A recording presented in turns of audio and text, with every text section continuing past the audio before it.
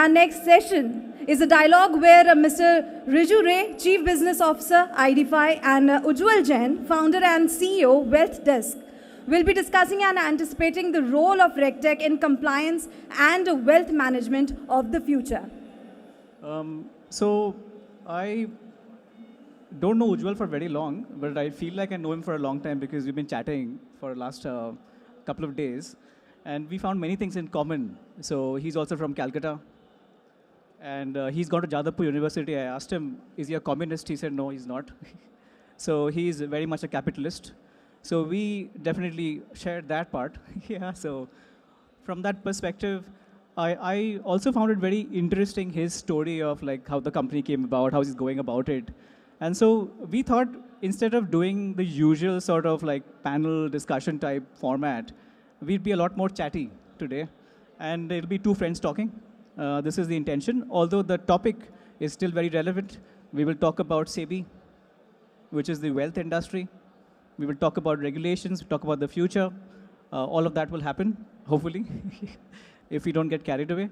So that's the intention. And it'll mostly be my questions and Ujjwal's amazing answers. So let's start with the person. So Ujjwal, curious to know why Wealth Desk came about. What's your story? So on the Calcutta part, by the way, Calcutta creates bipolar capitalist or communist. So Calcutta has both the demographics. So on Wealth Desk, actually, my story as a post-my engineering has always been working at the confluence of computer science and markets, largely in the global hedge fund setup. So when I came to Bombay in around 2013 for a similar business that we were doing out of our hedge fund in India, so I realized that there's a lot of green shoots happening in India in terms of doing something around wealth management. Now, and one of the green shoots, by the way, was regulatory. So SEBI came up with their first draft regulations on registered investment advisory back in 2013. So that was the first draft. And it was the first time SEBI started talking about building business models where you take money from the end customer directly and not build any business models on commissions, which you make at the trail, like at the tail end. So that was the first time the regulation came in. That was one green shoot. The other was broking was trying to get some sense of internet tech, which payment was picking up. Obviously, Demon was a great tail event, but broking was opening up. So brokers were opening up their trading infrastructure as an open API or something where you can plug into. So if you take both of these together, where there's an advisory green shoot happening, broking opening up, I realized there's a potential to build a 10-year story here, where you can, on advisory, can you create a new investment vehicle for retail investors on broking?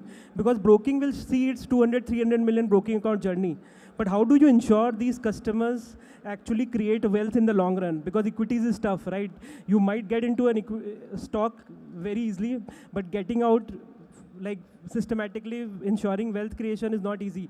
So how do we ensure we bring in advisory layer on top of broking and scale this business to a level where when broking accounts are created in India, people get into equities very smartly through a basically a more systematic solution. So that's the journey that I envisioned back then. So we bootstrapped because it's a very long-term vision.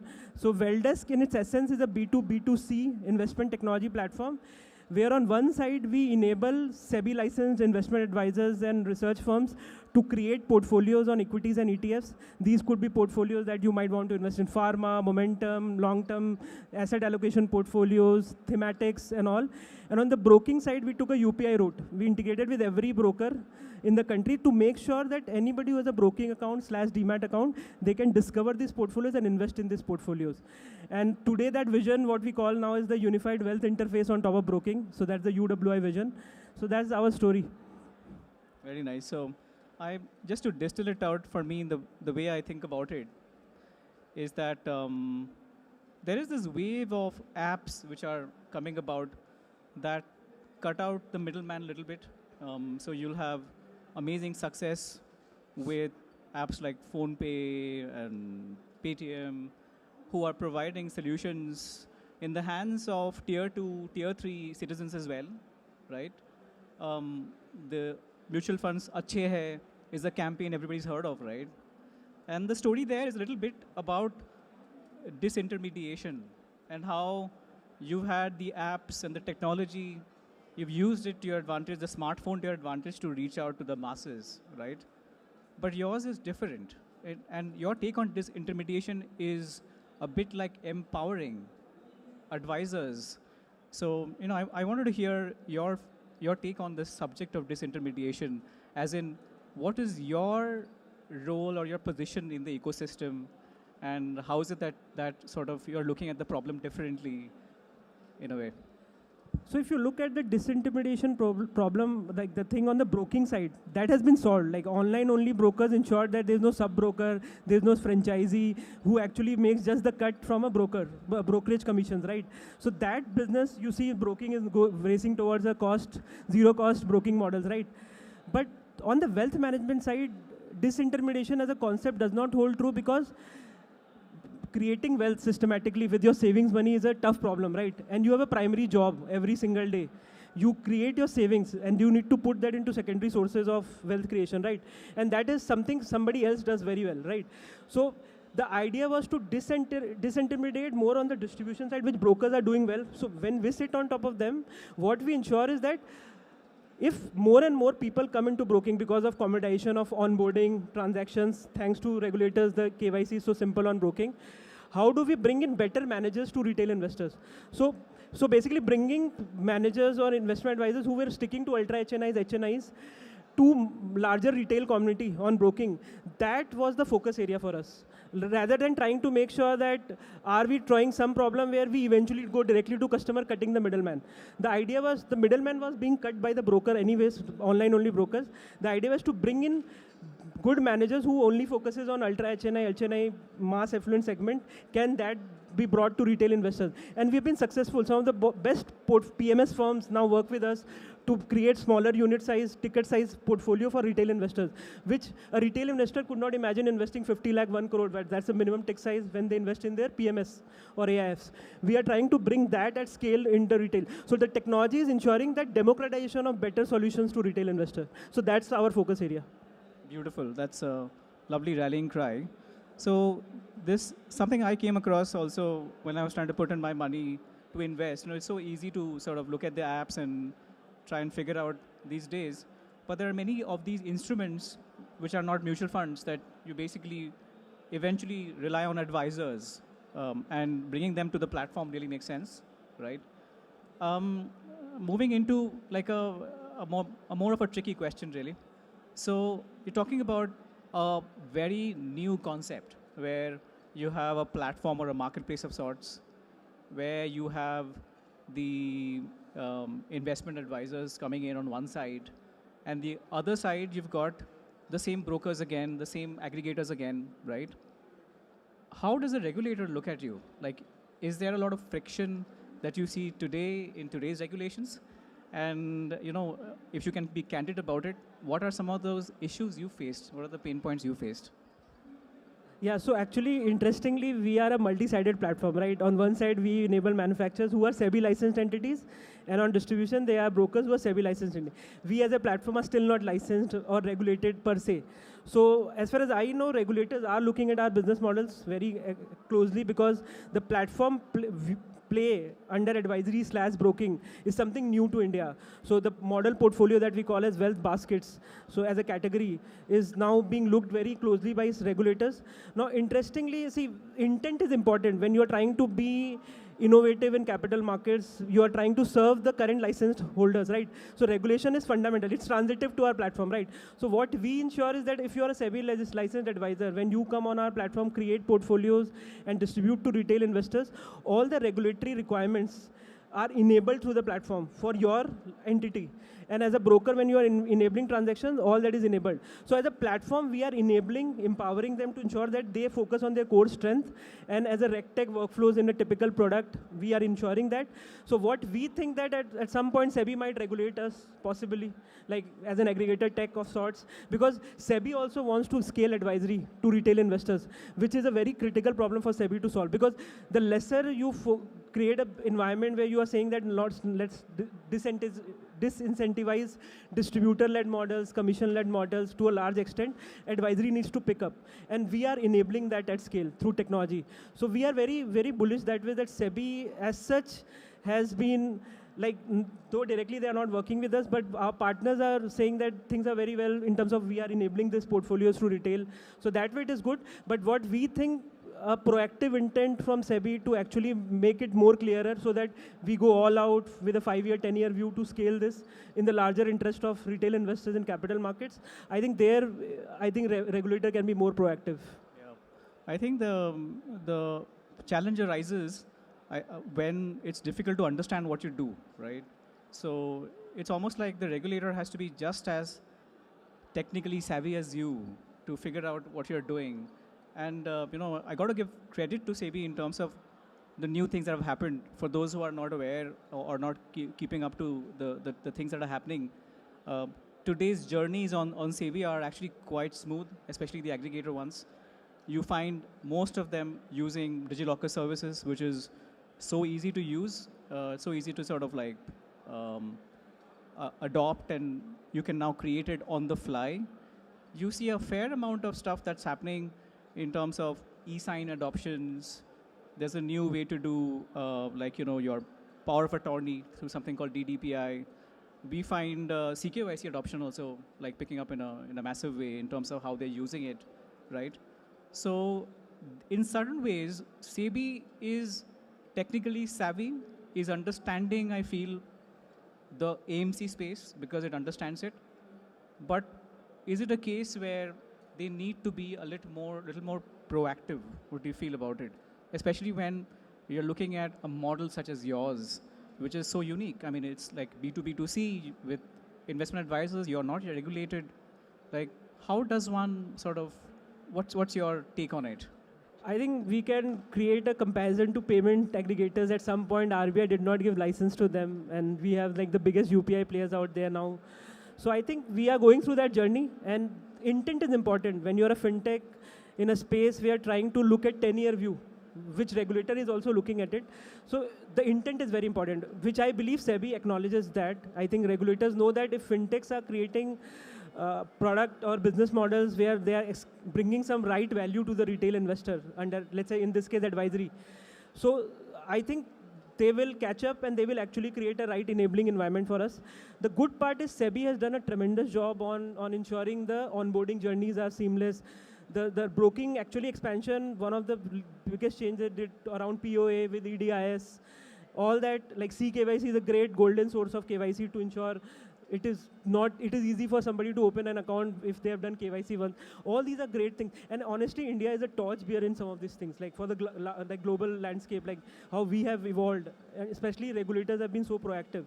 So we have done a great job. I think the compounding effect of this is that models like ours will be more complex if you look today, but that's the future, because see, everything is going to be technology led eventually in terms of where you are bringing the wealth manager or the advisor closer to customer. So in that category, if it's not just the mutual funds or it is not just the broker, there's a whole lot of value chain, right? Where you have product manufacturing, then product gets embedded into advisory solutions, that advisory solutions get embedded into transactional layer on broking. This entire value chain needs to be looked like a product journey, and how models like ours are being created as a platform aggregator. I think as SEBI moves and look at these and the intent of this, I think things will move faster, because see, regulators are catching up very fast now. So that way, and SEBI has a history of doing right things. Is there like a little bit of a chaos right now in the sense with the yes, stallion there are thing some and all that, chaoses where the model portfolio could be done through some X license or Y license. So there are some ambiguity, but the good part is that the industry overall is understanding the value that it brings to retail investors, and I think SEBI is acknowledging that fact. So and that's the good part is technology-led businesses has a very strong impact in terms of bringing the inclusion to retail. Like financial inclusion becomes by design, right? It is not a man. So one of the things I always say when I actually meet industry leaders is that the capital markets is moving from a very capital and manpower-led business models or an relationship management-led business model to more data and API-led business model, which is largely tech-led.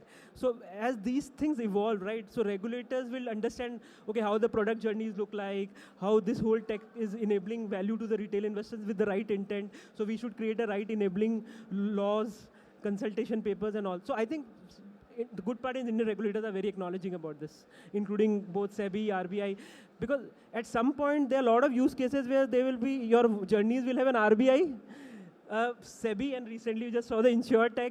Let's say if you want to underwrite something and then there's a insurance involved, the things are getting very embedded, very distributed. I think it's pretty exciting for next 5 years. And India is, the Aadhaar stack, the India stack actually enables to think so aggressively with massive compounding effect for decades and decades. I think regulators are playing a good part there. So in some ways, I think it's worth mentioning, like the way infrastructure is being created in the tech side, right? All of these investments made at a central level by the government, by the Modi government, are actually really paying off in a way, right? Do you feel that somewhere, the interpretation of it, right, from the perspective of user experience and product is a bit lacking? Where I'm coming from is that if you think about it, all the pieces do exist, right? Yet, you're probably doing like 5 or 6 e-signs, right? During an onboarding, since you'll have nominee e-signs right now, you have an e-sign for like even omitting it, you have an e-sign for like power of attorney via the DDPI route, you're anyway signing the contract, and then there is like other OTPs for like DigiLocker, OTPs for like, I mean, basically the person is inundated by OTPs, like death by OTP in a way, right? Which is happening. So like, is there something like missing in this? I mean, clearly there's infrastructure available. Why is it that, it's so difficult to like, why is it so broken sometimes? So actually, in our company, actually, in our product management function, we have this thing called, this title today is RegTech, right? So we call RegTech as part of our product management function, which is what we call as legal compliance product management aspect of the product, right? Now, in a traditional setup, you would call this as a compliance team, right? They ensure the checks. So most of the law, the stuff that goes out from a regulatory standpoint are more of checklist driven. Like you have to ensure this for this, you have to ensure this for this. Now, in digital interfaces, there are journeys, right? So in a journey, let's assume that you need e-sign for KYC verification or acknowledgement and e-sign for nomination. Now, you have to bundle it because from a customer point of view, you can't put him go through a pain of signing twice with Aadhaar OTP or a mobile OTP, and obviously the compliance cost, right? And where you don't get an OTP because your Aadhaar is not linked to your phone number. What do you do? Challenge. You're like completely offline. Drop-offs coming. Now, so these things are real challenges at the product level, and if you want to bring financial inclusion at scale, you have to assume that operationally these things will come in consumer journeys. So I think regulator might need to get more into product management function and actually come up with papers which has the essence of how product journeys are created, right? So I would call that maybe the product management has started at the regulator level. And I think some of these things can be sorted out. The good part is we have the infrastructure wherewithal as an ecosystem. It's a matter of consolidation, right practices. I think payments things have happened somewhere. Insurance is going through that journey. I think wealth management, capital markets is going through that journey. The good part is we have the infrastructure. So I think the intent, if intent goes right with the right bodies and industry saying that these are the journeys, this needs to be consolidated so that the customer drop-offs are less, because I can't ask my customer to do Aadhaar OTP 5 times in one single journey. So we need to bundle things together or create more progressive journeys. All these things need to be talked at the regulator level, because then the law will come with the right intent. See, understand, regulators are also not at the fault, right? They've been building these regulations around very relationship management driven businesses for a long, long time, where your RM guy would say that today you're doing KYC, sir, after 5 days we'll give you a nomination form. You just get your investment started, right? And regulators have caught up to that, right? But today, everything is the journeys are becoming product journeys in a low-touch model. So regulators are picking up, and it's a matter of time. But I still always see the silver lining. We have every infrastructure to do that, which is an important thing for in India, in Indian context, where you can actually serve millions of investors with the infrastructure. So yeah, That's very bullish about it. Like a classical model of where we used to equate tech with product is so wrong, right? I mean, there's technology infrastructure, and then there's the user experience and the product that you build to get conversions eventually. And simplicity leads to scale. Somewhere, you're right, there is a little bit of understanding of product that often is missing, even if the tech exists thanks to the Modi government. But moving forward, looking at the topic for today, which is, I think, about the future of RegTech and compliance a little bit. Finally, you're getting there. What is your thought about the future? Let's look 5 years hence, right? You are obviously ushering in the future with something as innovative as what you've done. How do you look at the future, and especially the role of regulation in the future? I think some of these aspects we just talked about, I think a couple of things will happen. The fact is that what we are talking today is innovation as a founder level, that we are trying to build a multi-sided tech platform, converging advisory and broking at retail level. I think within 5 years, we will be talking something else, while regulator will ensure that they understood that where the industry is moving, which is largely technology-led. So some of the regulatory outcomes which ensure that tech-led businesses, digital journeys-led businesses can scale faster seamlessly. UPI is a perfect example. You see how payment aggregators crack the problem of making payments available in rural India, right? And there, the kind of innovation that is happening where we are going global and all. I think especially on the capital markets front or on the wealth management front, I think we are just scratching the surface. We have got really well with the mutual fund penetration in India. We have got really well, and thanks to regulator, they've been very, very, very like proactive to ensure that there's a lot of awareness in terms of financialization of savings led by regulators also, that it is important to invest in equities in the longer run. I think that means that the market is huge, and platforms like us, if we are taking a 5-year, 10-year view that we want to build a technology-led business to serve larger Indian investor base, regulators will eventually converge and create a very enabling environment. So a lot of consultation papers and regulations will ensure that this journey does not stop. So, and it only accelerates from here. So that is where I am seeing, because in that case, then we will push the envelope of what innovation we can do in capital markets. I think that's this tech-first approach the regulator must take, right? It's like saying you've got these physical forms that you fill in a bank branch. Can we just replicate them online and have a checkbox that you can sort of also fill in the same way and sign wherever you sign on every page? Also, you do the same thing online. This is like a little bit of a symptom where you're looking at the world from the perspective of safety, which is great, but you can't stop safety through checklists alone. My sense is that there is no choice but to dive deep into the world of tech, and in fact even have more tech representation in your ranks as SEBI, potentially have a tech wing of sorts, which I suppose they do have a sandbox project, and they have a few things that are happening. There's a proper digital committee as well. But I believe there's more that can be done in terms of embracing tech and doing that sort of a thing. The other observation that I have is that if you think about like actually I'm going to ask that as a question to you. Have you looked at the sandbox yourself, and do you find any merit to the SEBI sandbox, and has it sort of helped? Can it help businesses, startups? So sandbox as an intent is a great vision by SEBI, and I think they've got some good practices basis some global counterparts who have seen some success.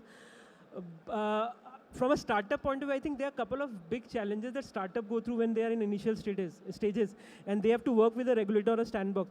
See, first of all, you work with a limited resources, right?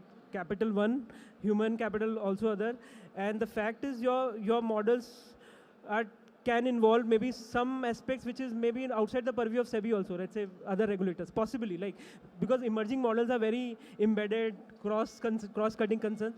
So sandbox also has to go through its startup journey.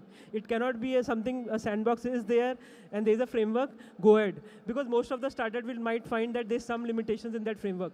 So I think sandbox vision is right, but I think the sandbox enablers, possibly some team in regulators side, they also need to work like a startup, hustle around, make sure that the sandbox actually creates the right impact for the startup community who are also hustling on their side. I think if that is done, I think the intent is very good, and at least helps the founder to make the first step that, okay, I might be at the edge of the regulation, so let me start with a limited community on a sandbox. If the sandbox providers become hustlers, that they understand, okay, this is the challenge, we need to change the framework, we need to, so the feedback loop, I think we will be in the right path. Great. I was wondering if we can open it up now for questions, and nearing the 5-minute remaining mark here, I wanted to check if somebody has questions.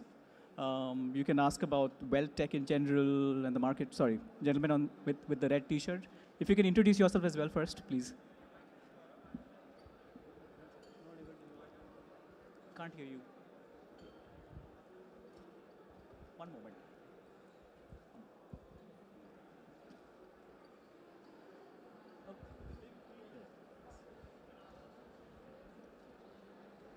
So, yeah, my name is Gaurav. I work for Goldman Sachs. And I want to understand from the big data and analytics perspective, so how are you leveraging these two technologies in order to serve your customer better? And more from the personalization and the customization aspect. Yeah, so there are two areas in capital markets where big data, or I would say a lot of quantitative models are being created. One is on the product manufacturing side. For example, some of our managers on our platform, they are only quant or database portfolio creators.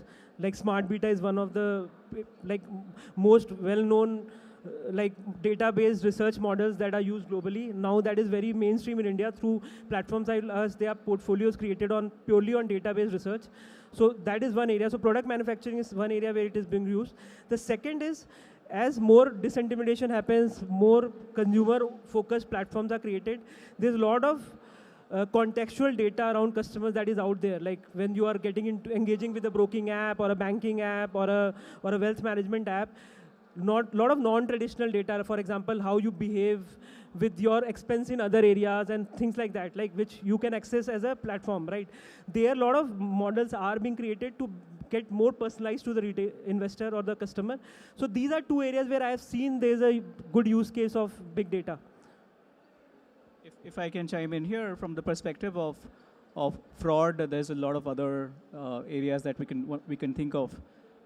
It shows up in locations. You see money laundering happening in strange ways, where money moves from here to there, where things are parked in certain ways and end up outside the country in some other ways.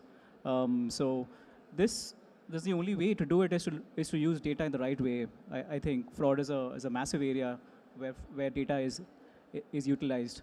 Obviously conversions as well. More data you see, more you learn about users, more you understand exactly what's needed to convert them. These are two things that come to mind. Any other questions? Gentleman in black, yes. Hi, I'm Dheeraj Jalwalia. Can you hear me? No, not really. Is your mic on?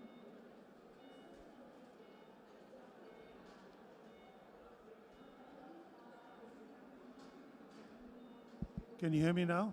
Okay, great. I'm from the Middle East, specifically from the UAE and the Qatar market. And I'm going to ask you a question that might be a little unfair from a regulatory standpoint.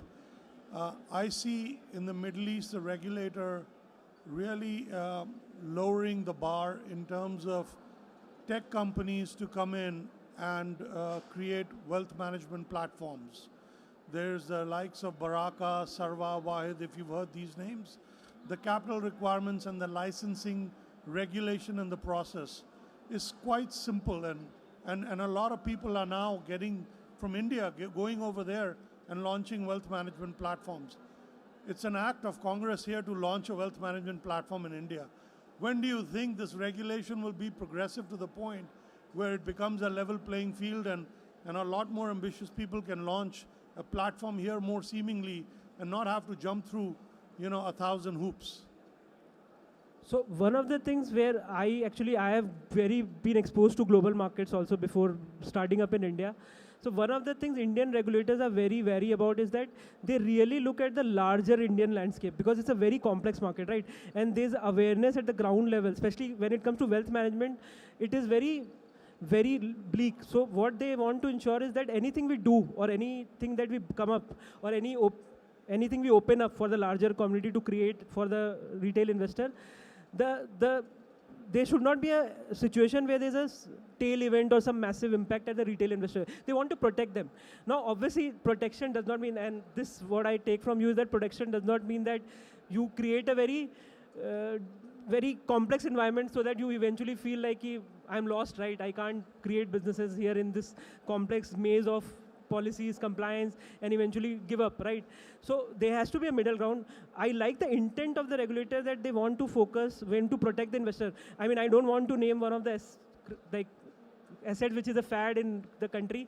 SEBI ensured that it does not get exposed to the fiduciary side of the business, including broking, advisory. They ensured that. And it's a good thing because there's no clarity what defines the underlying assets, pricing, volatility, and all that. And it is important if somebody has 10,000 rupees savings and end up investing 8,000 in an asset which nobody knows where it will move. It is wrong for that guy, right? He does not know it because he's seeing some superstar saying that, right? So that way, I think regulators are very good. Now, but does that mean that everybody is trying to do something like that? No, 95% wants to create businesses with the right intent, right? So somewhere I think regulator needs to understand that, create a better middle ground. I think we are getting there, and I think I always look up to RBI in that. See, they've tremendous job, like on the payment side, right? And I think SEBI is also doing a great job there, but things take time to move because we are talking about 1 billion population impact, right? And the fact that the complexities in India are far higher, right? So obviously have to give some benefit of doubt to the regulators why they are like this, the way they are. But at the same time, they have to understand that somewhere we need to come at a middle ground. They are getting there. The good part is they acknowledge fintechs. Like today, if you start doing something with some areas of doubt or ambiguity, eventually, and if you work with the industry, you go to the regulator, present your use case, everybody is acknowledging it. So I think if you are clear that you want to build a business out of India and your intent is right and you know that you will be on the right side of the regulation come what may, I think everybody is there to embrace you.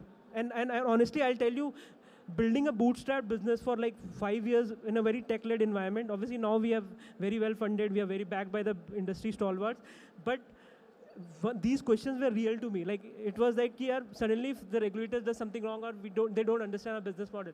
But somewhere I think the industry to work together because everybody realized that the intent is right. I think if your intent is right, you are proactive in making sure that you want to be on the right side of regulation, everybody is there to embrace you. So that part is there in India now.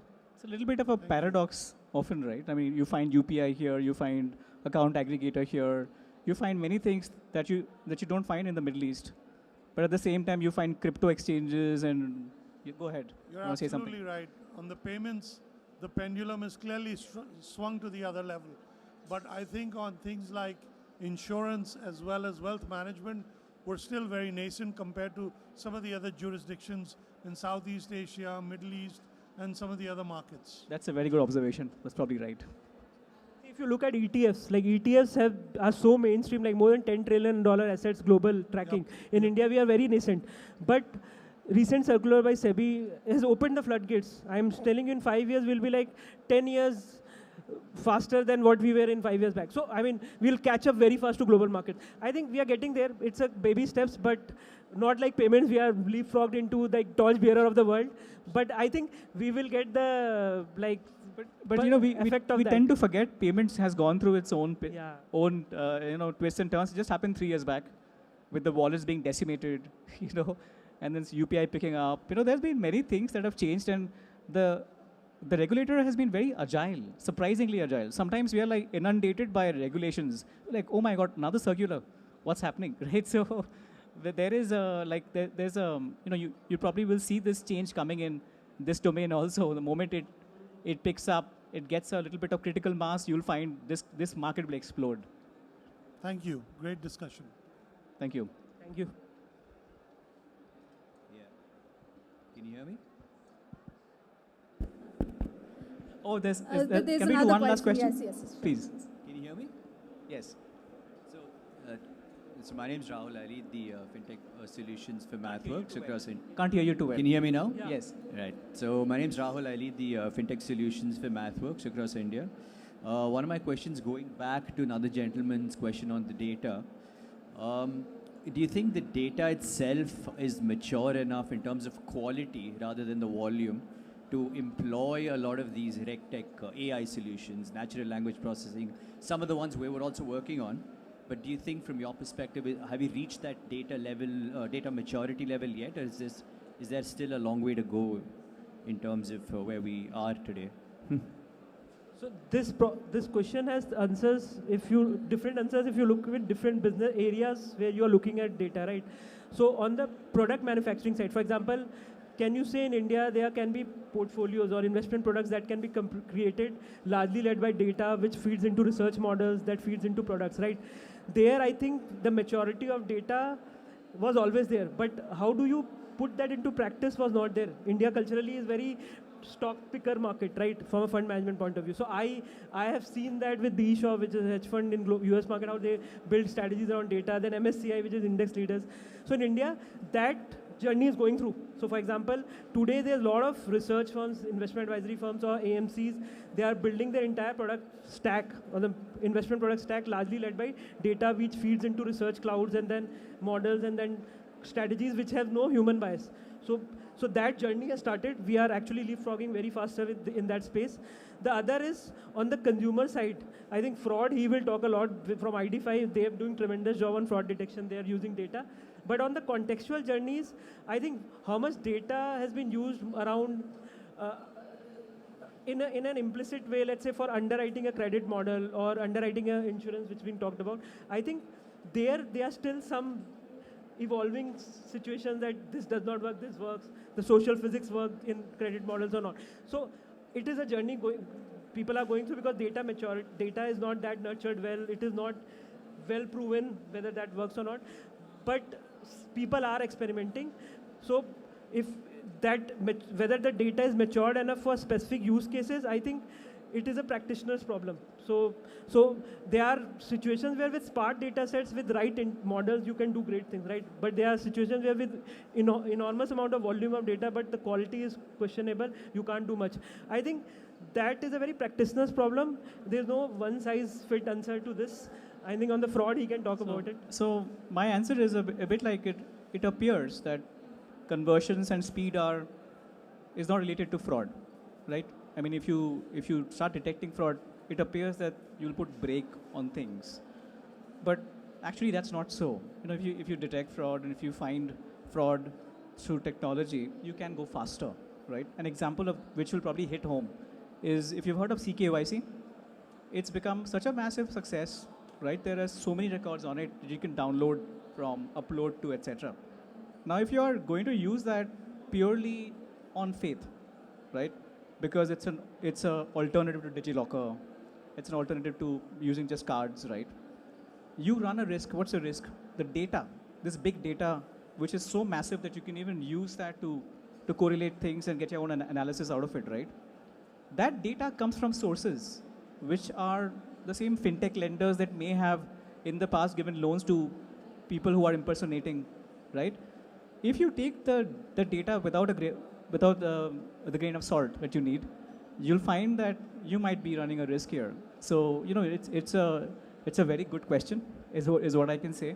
There is no way you can take the data quality for granted in many of these cases. There's a lot of maturity needed, yeah. But at least we have data. So thank you so much, Wriju and Ujjwal, for sharing your thoughts and insights on this very current and important topic. A huge round of applause for both our panelists. Thank you. So with this, it's time to break for lunch. We'll see you all again at 2 p.m. And do not forget to meet our sponsors and exhibitors in the exhibition area. After all, it's them who have made this possible for us and for you. Thank you all. We'll see you again after a quick break.